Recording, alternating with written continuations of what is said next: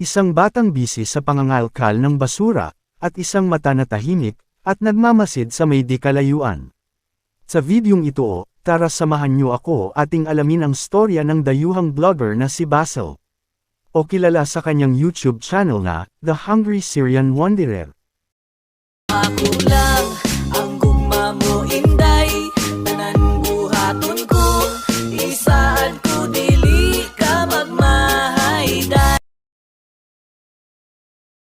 Si Basil Manadel ipinanganak ika-11 ng Nobyembre taong 1973, na kilala rin bilang The Hungry Syrian Wanderer, ay isang Syrian-born Filipino vlogger at content creator, kilala sa kanyang positibong pananaw sa Pilipinas at nagtatrabaho upang magbigay ng tulong sa mga biktima ng mga natural na sakuna. Siya ay purong Syrian descent, at nakuha niya ang kanyang Filipino citizenship sa pamamagitan ng naturalization noong 2019.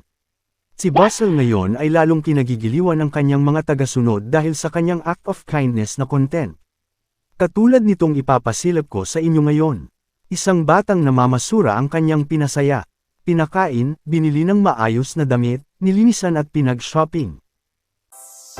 Pag-ilis na manuroy ta, mapahugnaw ta sa dagat, okay ra, walay kwarta, kaya ko na ang bahala, maglingaw-lingaw, pampawala sa kala. Sadyang dumadami na ang mga dayuhang vlogger dito sa atin. Pero paalala mga kasikat, hindi porkit namimigay ang isang vlogger ay mabait na agad. Ang iba ay ginagawa lang din content ang tinutulungan at doon kumikita sila, at nababawi lang din ang ginastos. Pero ganun pa man, malaking tulong ang mga vlogger para sa mahihirap nating kababayan. Kung nagustuhan nyo ang video natin ngayon, ay baka pwede nyo naman akong bigyan ng likes at paki-share mo na rin ako sa mga chismosa nyong kapitbahay. Huwag kalimutang mag-subscribe. Maraming salamat po. God bless. Ako lang